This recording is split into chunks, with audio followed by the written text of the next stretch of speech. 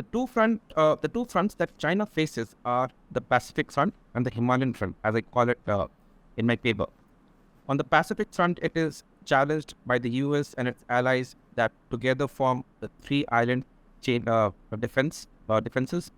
And as M. Taylor Fabel has described, for the Chinese, this front has been their primary direction that poses a strategic threat. And of course, a lot of it has to do with the status of Taiwan and China's reunification dream. The second front, of the Himalayan front, is the one that it shares with India. But before I move forward, I think it's necessary to make a clarification. That is, when I refer to a two-front conundrum, it does not necessarily mean the possibility of a two-front war.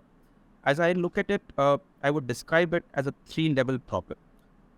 Two-front situation being the first, two-front merger, and lastly, two-front war.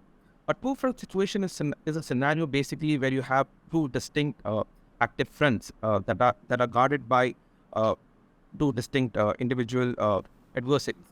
Two-front merger is a situation where there begins to emerge a strategic convergence between the two adversaries, but does not necessarily mean that any one of them will fight the other's war. Lastly, two-front war is where the two adversaries coordinate war efforts against the common enemy.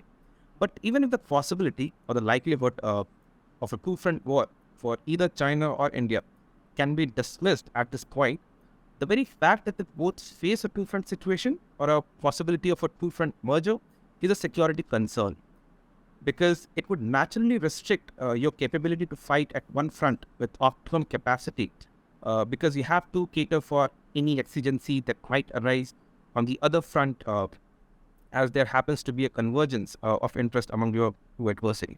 And so it diverts and limits your resources. And this is true for both India and China.